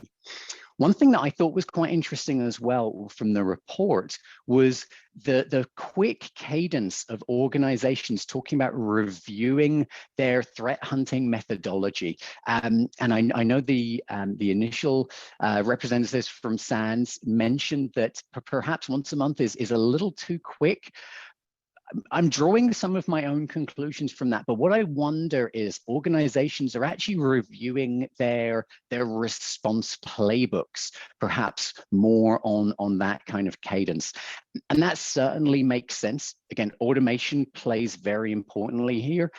One of the key things to consider is if a threat hunt or an incident response exercise has led to taking a series of actions, really thinking, is this a good situation that I could apply some automation to in the future?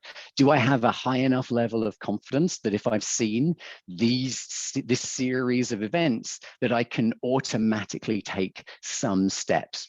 One of the things you might want to consider there is building in immediate verification from an authorized individual. For instance, you may say, if we have telemetry across the network and the endpoint that gives us a very strong signal that a system is about to be attacked by some ransomware, we've seen something that's compelling command and control activity, we've seen some compelling data exfiltration activity that so far hasn't been proactively blocked, you may want to carry out some tasks on that. You may want to kill some processes or isolate that machine from the rest of the network.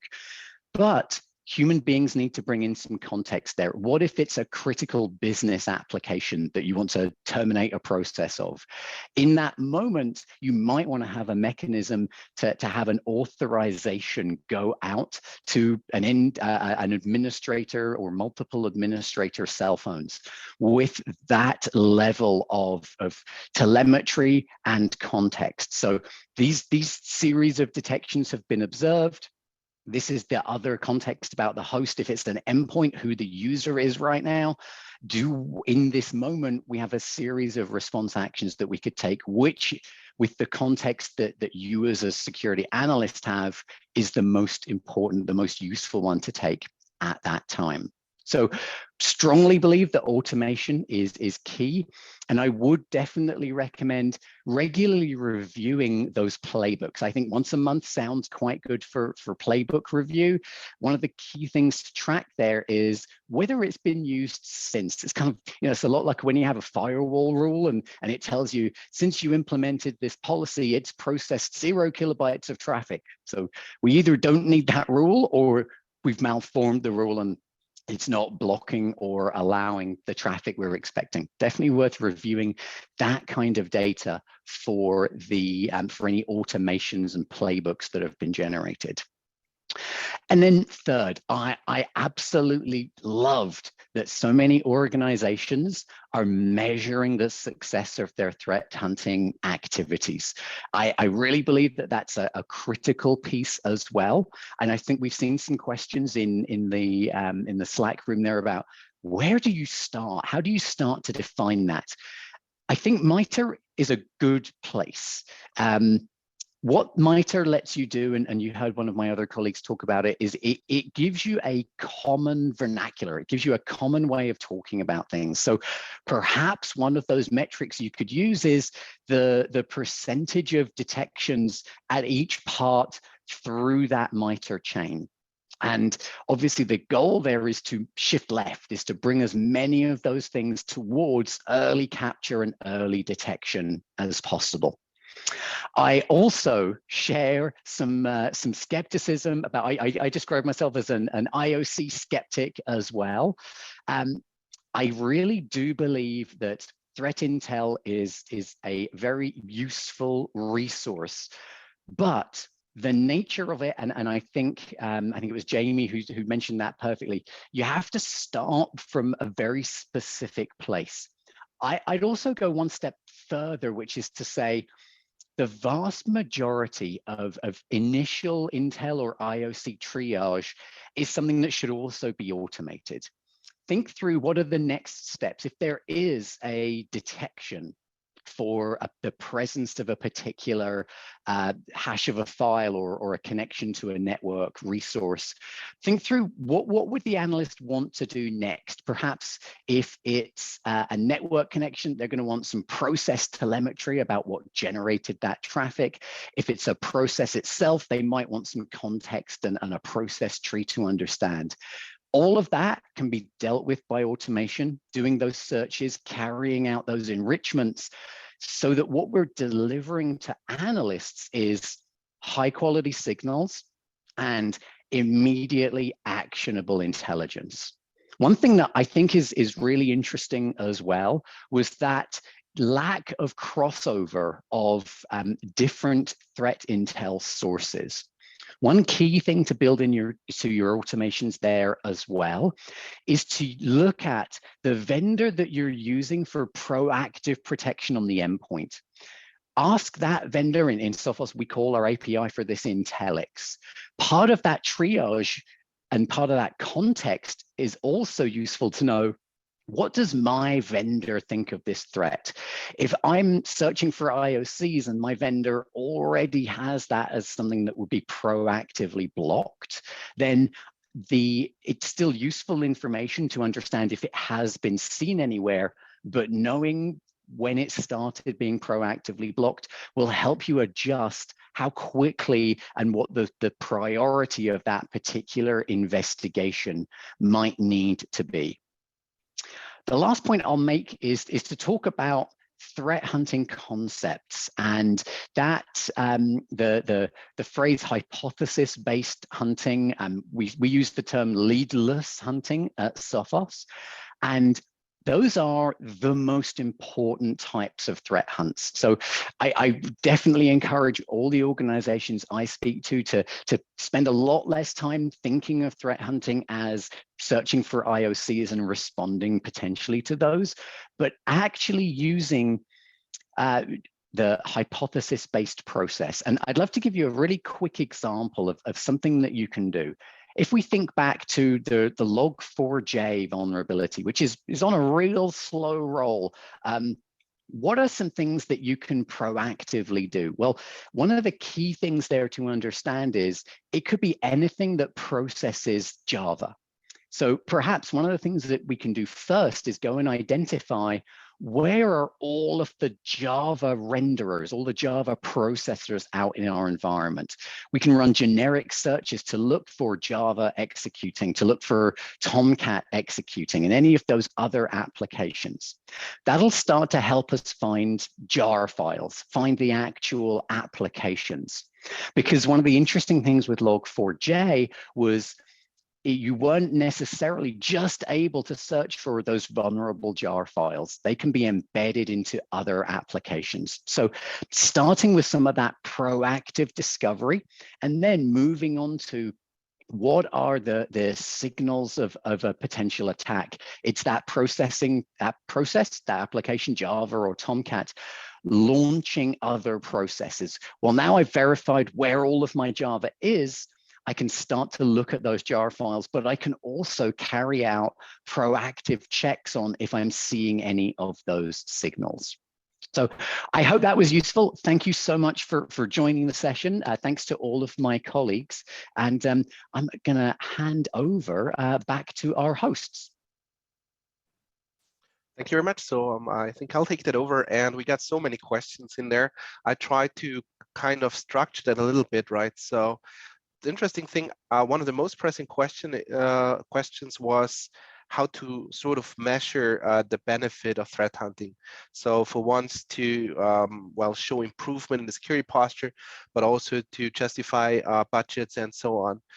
And that is something I think that could be a vendor-specific topic. Do you have any ideas how to do that? I mean, I have an idea of how we do it, but I would be interested in how you could support that. I think it might help to go from the top to bottom. So Chris, could you start, please? Sure.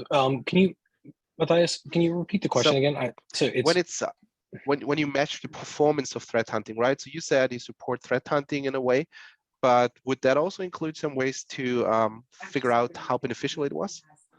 Measuring performance for it. I mean, I think that knowing how something like proactive threat hunting, you would never, it's hard to put a quantifiable number on it unless you are really basing it on sort of the average cost of a breach or average cost of IR when it comes to, looking at an aggregate, I think. So you could sort of justify it by saying, hey, well, this is what average breaches cost. This is what average IR costs. This is something that we can sort of help offset with an effective threat hunting program. Beyond that, I think it really is sort of, it's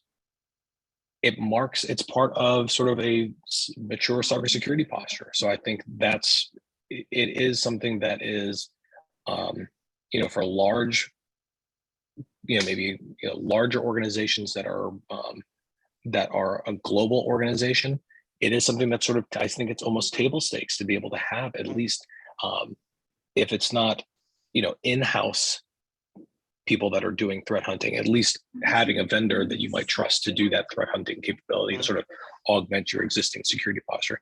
I wish I had a better, sort of way to quantify it, but I really think it is sort of measuring against what's out there and sort of showing either, CISO level, board level, this is something we want to avoid, so that we, if you are doing proactive threat hunting, this is something, we can avoid being that headline. We can avoid, sort of having to, fall, whether maybe in the EU, falling into the GDPR fine, into those GDPR fines and things like that. So I think it's sort of like showing the worst case scenario and saying, this is what we're avoiding by doing this. Mm-hmm. Yeah, that makes sense. And it's to be honest, when we go through the surveys also over the last few years, that's where organizations struggle the most, because on one hand it costs money, that's for sure, but it's sometimes hard to justify. There are ways, and some, well, I would say very good ways, that the respondents mentioned over the years, and I can get to that later. But I was just interested in if there is like some sort of dashboard that you could help like the threat hunting managers out with. Jamie, what's your take on that? Just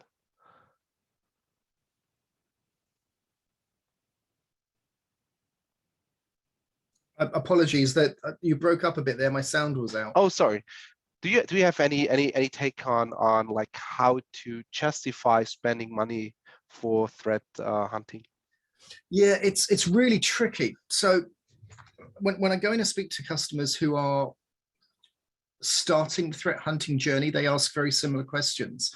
And a lot of the time, it's about how do you measure success? And does success look different for a mature threat hunting organization compared to an organization who's just getting started and maybe their people aren't very skilled? And the reality is, of course, the answer to that is yes. If I've got a team of newbies, no offense to anybody who's new, who's just learning how to threat hunt and is just learning how to dive into volatility memory dumps or search the registry or open packets with Wireshark and understand what's going on, their learning is going to get in the way of being successful.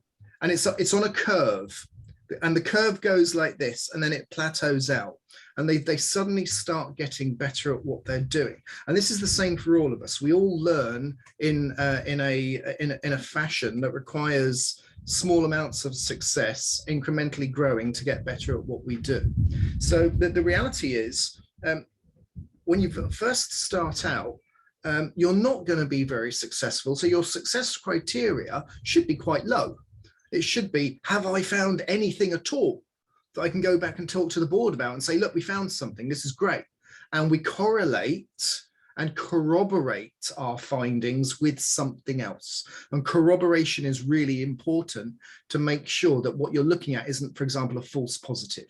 So I found something interesting. If I go and look on the internet, have other people found the same thing? If they have, great, I'm learning, I'm getting better. It's more likely to be a real issue. And then as you build your skill sets over time, you start getting more and more focused on, okay, these are the threats that are likely to impact the business. These are the resources that we have to try and find those threats. And these are the parts of our organization that are risk impaired by these threats. We're going to focus our efforts on there. We're better at our job than we were a year ago. And we can be more clear to the board when we go back and talk about the risk impact of the threats we are trying to identify, and have we been successful in identifying them and finding them? And if we haven't found them in our network, is that because actually our compensating controls are very good and we're keeping the bad guys out, or have we slipped back in our skills and do we need to refresh our fundamentals? That's just my view on it. Okay, so that's very focused on the content of threat hunting and the direct output, right? Rather than the indirect one. Absolutely. Okay, great, got you. Andrew, I mean, looking into the endpoint perspective now, automation perspective. Yeah, I talked a little bit about how some of the ways that an organization could measure that. And Matthias and Josh, you gave us the really interesting point as you're building these surveys for SANS through the years. One of the things that you want to do is be able to compare results across the years. So I do come to the conclusion of using some kind of measuring system that is defined by a third party. And obviously there's a lot of talk about MITRE. It is a useful framework. I think for an organization that's just starting to try and understand even how to build those metrics, I think the attack framework is a good place to start, with that view of let's understand the bulk of detections across the whole spectrum. And as just mentioned, what can we do that are compensating controls that have a sufficiently low false positive rate? And then how do we shift that detection from, it's really easy to build rules that say if a young process on a system looks like it reads a file and then writes the file back and renames it, that sounds concerning. How do we move some of that much further left? And I think that would be a really interesting place for an organization to start. That's actually something that a lot of organizations actually do. Because with MITRE, you do have the ability to put your SOC abilities and which are reactive, right, and your threat hunting activities which are proactive into one common pool. And eventually, when you master something in the threat hunting part, you just move it over to the SOC if it's possible. So this is a very good integrated view, and I know as a fact that quite a few organizations are using something like that. Also vendors, by the way. So John, anything from your side?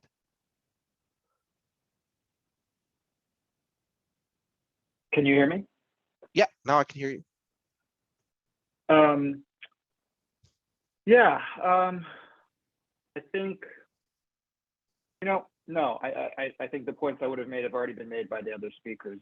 And I did jump in on the chat as well earlier on the Q&A to answer a question regarding measurement. But yeah, no, let's get time to other questions as well. Okay, just one thing that helps organizations to justify, the expenses coming with threat hunting is some side effects that you have. And we mentioned that in the talk, in our part of the talk as well. So one of the things is you can get down false positives, and that translates directly into money when it comes to SOC. And the second thing is you can establish visibility and you can check out tools. So if a tool is not good in detecting things in a threat hunting operation where you focus around what you want to detect, then it's probably also not good in a SOC context, because the SOC will not detect it either, right? So give you a little example. So for example, if you're looking into something, a detection rule, because an attacker group uses a certain registry key for something, and that certain registry key happens to be in the user branch of the registry, so the current user branch of a certain user, then many EDR products probably won't even detect it because not all of them cover that. And this is something that a SOC does not necessarily realize at the right time. They just put in a rule to detect that, but all of a sudden they realized they couldn't even see that at this point. So those things can definitely help to justify the threat hunting effort, especially if you bind them to the SOC success, because I mean, in the end, they're all going after the same kind of success when it comes to protecting a company. So this is just something that when we were asking around a little bit, that other organizations came up with. And I think you can use that SOC kind of perspective to justify a lot of expenditures here. So we got quite a few questions that were put in here. One is, in general, how packet analysis can help threat hunting, and especially, and that's good that we have 3 vendors on the network side, especially now that 90% of the traffic, so that's quote from the question, is TLS or in any other form encrypted. So what is it you're looking at? We should probably start from the other side now. So John. Yeah, I'll take a crack at that. So I think, you saw some screenshots. I think it was my colleague at maybe ExtraHop that was showing you some packet analysis screenshots.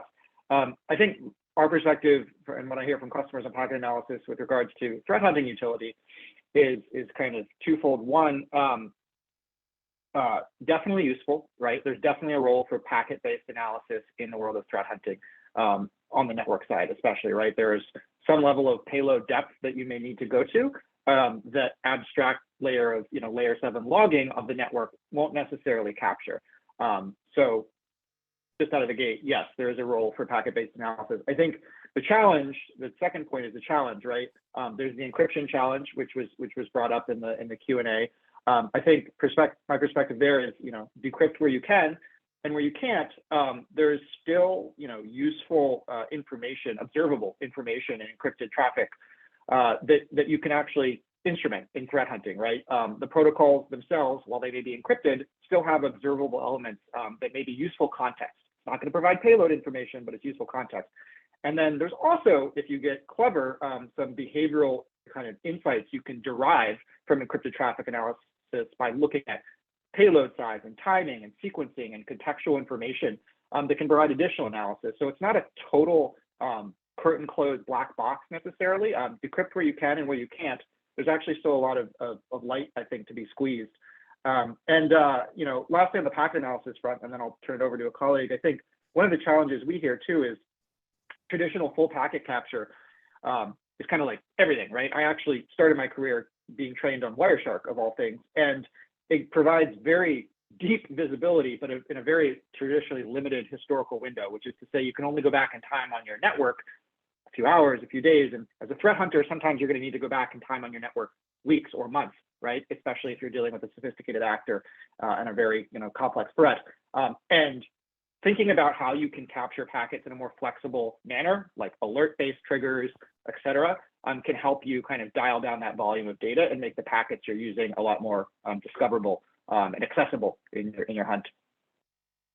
Okay, so cool. Thank you very much. So just to get some sort of order, Chris, can you do that? And then next round we start with Jamie. Oh, I would go ahead and defer. I'm sorry.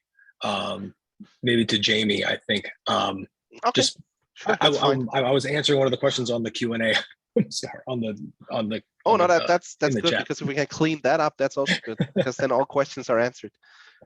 So I'm just picking the most prevalent ones, right? That we got more than once. Jamie? Okay. Yeah. Okay. Oh, yeah. It works now. It works now. I can pick that up as well. So look, I agree almost entirely with what John said about packet analysis. There's a couple of things to take into account from that question. The first thing is, unless you absolutely need to keep packets for forensic reasons or compliance reasons, if you can extract all of the useful information out of packets and store that in a transactional record store and a metric store for things like bytes sent and received and things like that, then you shouldn't need to keep packets. unless you like buying lots and lots of hard disks, which, you know, if you buy things from EMC, they will love you, you know, things like that. It's not necessary nowadays for products like NDR to keep packets. And in actual fact, full packet capture has its uses, but targeted packet capture, or what we call precision PCAP, where a packet capture is initiated off of the back of a detection, then that can give you a much easier answer to that story. And John was absolutely right that in actual fact, when you look at things like threat hunting and compare threat hunting to incident response is usually dealing with now. It's dealing with things that are maybe a week old at most. And you can keep packets for a week, that's no big deal. But if you need to do threat hunting, you might be going back 3 months, maybe 6 months in some cases. And in those cases, full packet capture can become onerously expensive. And not only that, but going through packets for that amount of time, nightmare, you don't want to do it. So the best idea really is to pull all of the useful data out of those packets and store it in a transactional record store in something like Google BigQuery, where ML can search it and humans can search it. And that's our approach. That's the way we do things. On the encryption side, John again has the right idea, decrypt where you can. But I would also point out the fact that there's a certain amount of, well, I think the question in chat said about TLS. And decrypting TLS can be a bit of a problem. Well, it's not just TLS though. There are other protocols on your networks that are encrypted that you need to be concerned about. SMBv3, WinRM, MSRPC, the protocols that lateral movement hides in. And decrypting TLS isn't going to help you there because that's, you know, an entirely different protocol. So in actual fact, what you want to be able to do is decrypt all of the useful protocols. And remember things like man-in-the-middle decryption, like we used to do with blue coat proxies and things like that. TLS 1.3 breaks that. You can't do that anymore. So that's another potential limiting factor.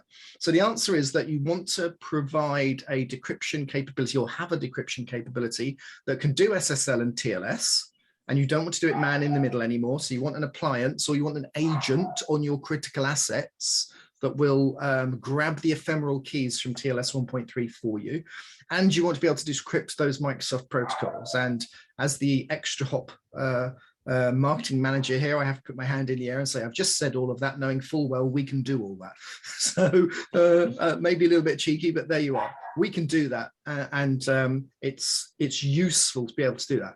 Encrypted traffic analysis, we do that as well, because you know what? It's good at doing quite a few things.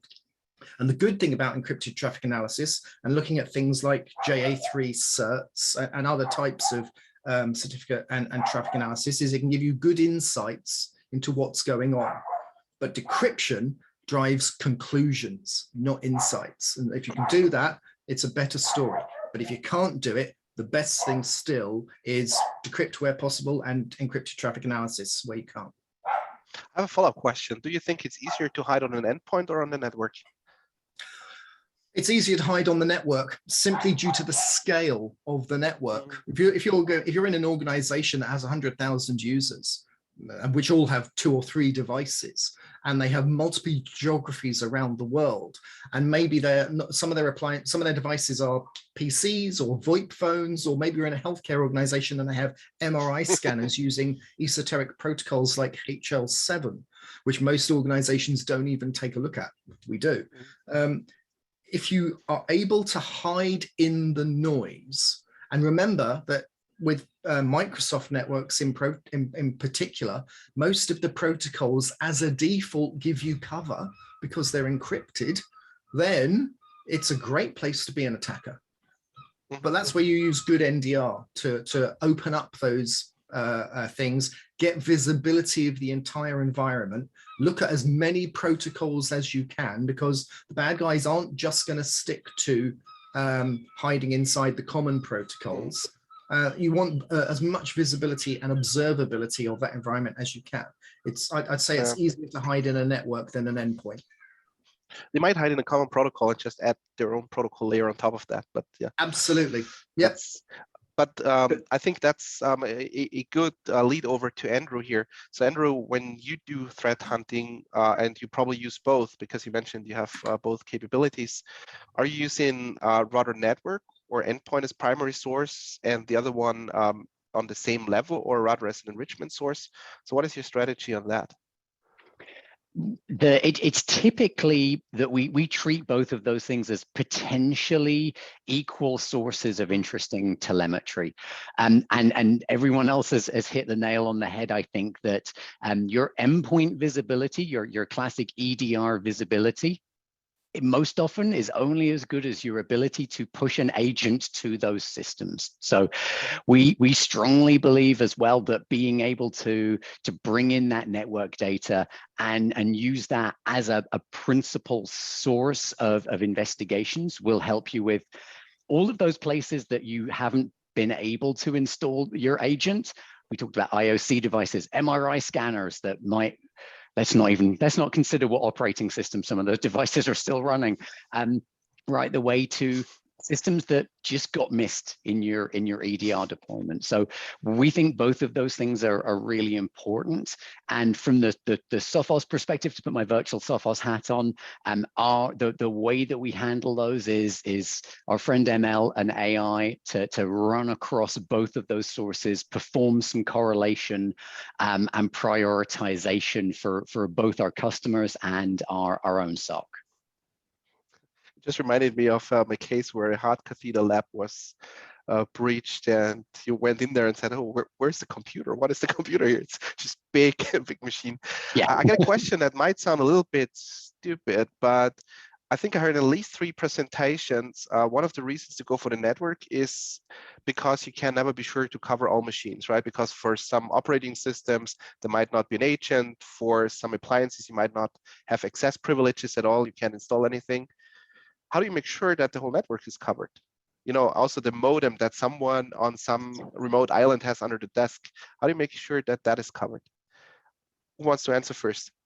Last question here, I think, from a time perspective. I'll happily pick that up. Look, so here's the thing. You need both. You need EDR and you need NDR, because NDR is going to protect your core networks. But what happens when that laptop goes out and is used in an airport lounge or used in a hotel? You're just not going to see it. So you need both technologies, and both technologies cover each other's back. And that's the key thing. As an example, within our product ExtraHop, we have the ability to speak to numerous endpoint agents. I think we're speaking to Sophos at the moment to be able to do with those guys as well soon. And one of the features that we have is you can tell when an EDR agent attempts to speak to its cloud hosting service. And you can tell what assets on the network are Windows and Macs and things like that should be running an EDR.